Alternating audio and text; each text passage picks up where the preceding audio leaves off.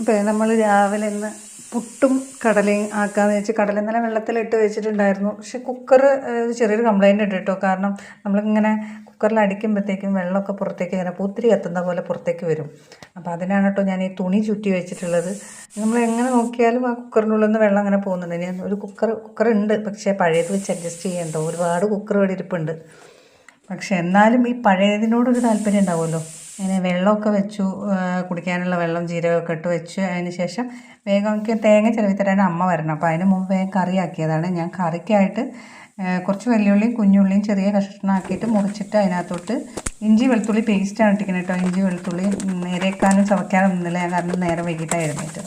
അപ്പോൾ അതിനകത്തോട്ട് നമ്മൾ മല്ലിപ്പൊടി, മുളക് പൊടി, ഗരം മസാല, കുറച്ച് ചിക്കൻ മസാലയും കൂടെ ഇട്ടിട്ട് നന്നായിട്ട് തക്കാളിയൊക്കെ ഇട്ട് വഴറ്റിയതിന് ശേഷം നമ്മൾ വേവിച്ച് വെച്ചുള്ള കടല ഇട്ടു. ഇത് വറവിട്ടതിൽ ഞാൻ ഇച്ചിരി തേങ്ങാക്കൊത്തും കൂടെ ഇട്ടിട്ടുണ്ട് കേട്ടോ.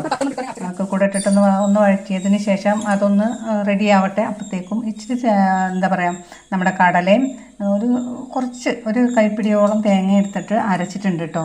പക്ഷേ അത് ഇതിനകത്തോട്ട് വീഡിയോ എടുത്തിടാൻ വിട്ടുപോയതാണ് കേട്ടോ. ഞാനും അമ്മയും കൂടെ സംസാരിക്കുന്നതിനിടയിൽ അത് അരപ്പ് ചേർത്തത് ഞാൻ ഇടാൻ വിട്ടുപോയതാണ്.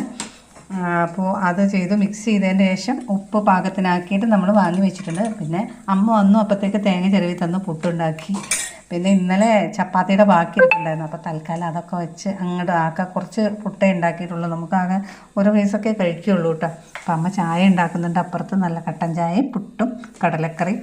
അപ്പോൾ എല്ലാം റെഡി ആയിട്ടുണ്ട്, ഇനി കഴിക്കാൻ പോവുകയാണ്. അപ്പോൾ നിങ്ങളൊക്കെ ചായയൊക്കെ കുടിച്ചു എന്ന് വിചാരിക്കുന്നു കേട്ടോ. അപ്പോൾ ഇഷ്ടമാവുകയാണെങ്കിൽ ലൈക്ക് ചെയ്യണം, ഷെയർ ചെയ്യണം, സബ്സ്ക്രൈബ് ചെയ്യണം. നമ്മളെയും നിങ്ങളുടെ കൂടെയൊക്കെ കൂട്ടണം കേട്ടോ. അപ്പോൾ നല്ലൊരു ദിവസം ആവട്ടെ കേട്ടോ ഇന്നത്തെ ദിവസം.